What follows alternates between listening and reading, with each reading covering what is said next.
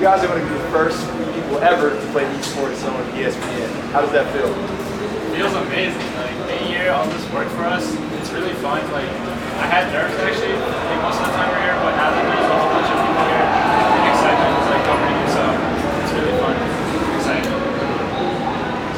In game 2, what was the thought behind the Lost Vikings today? I don't know. We love Lost Vikings. I was a Megan fan. I was like, please let me play them. So that's something. They just put a lot of like pressure on the map in terms of being able to soak multiple lanes, and soaking is. Do I have to be like explaining stuff? So lanes, like the creeps and lanes give experience, and when one champion can be in 2 lanes to get all the experience, it's kind of like getting more resources from like one champion. So that's the strength of them. So game 1, you guys obviously did a thing. How were the nerves across each game? Did you feel more comfortable going through the set? I think after game 1 we were all kind of in this weird spot because we haven't lost before, and this is like we lost on a stage. Like that's kind of like that seemed a little bit embarrassing to us.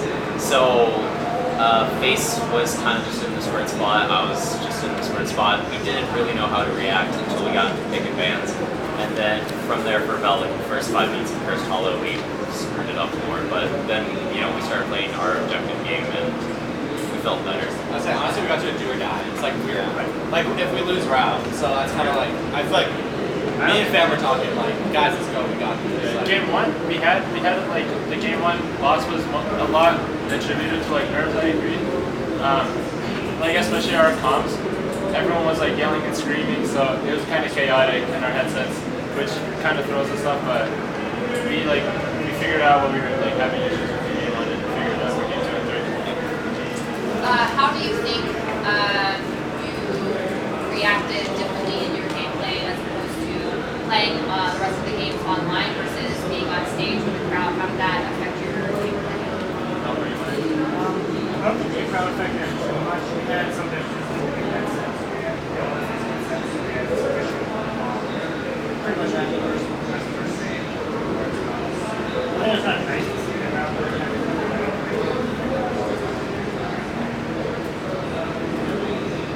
I feel like we're really serious, honestly. Like now that we're here, like the way that we normally play is like really fun. Like we have a lot of fun when we play. Like I feel like the first game, at least like for me, I feel like it was like the term try hard is like what I would use. We were super try hard the first game, and it's like we laxed up and we just ran.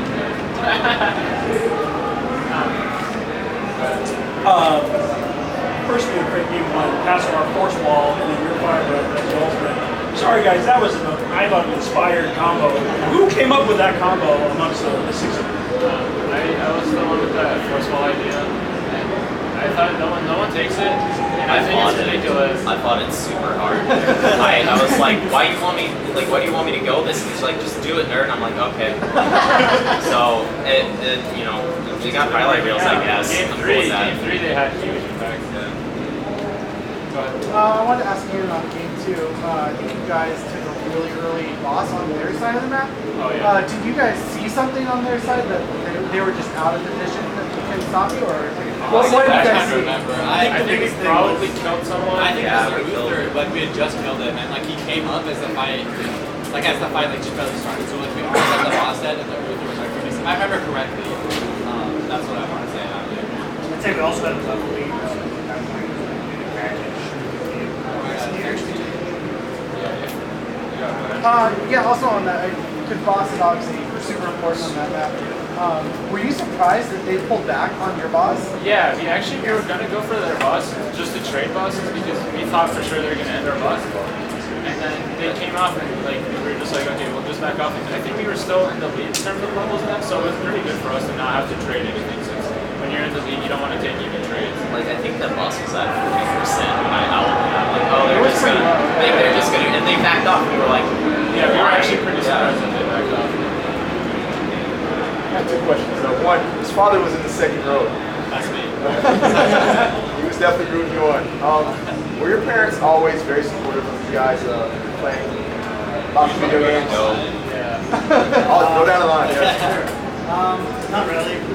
So, pretty How do they feel now? We'll see when this is over. For me, my parents they've come a long way. I don't know. They were definitely not like pro me playing games at all when I was a kid. And like as I've kind of grown up, because it's like something I'm very passionate about. It's something that kind of like grown to love, I would say.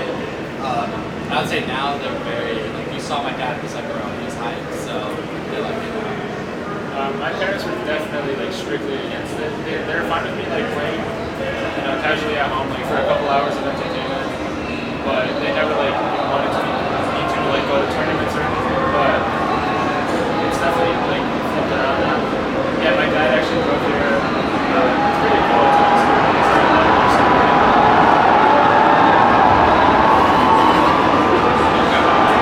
I had to sneak out of my house to go to tournaments.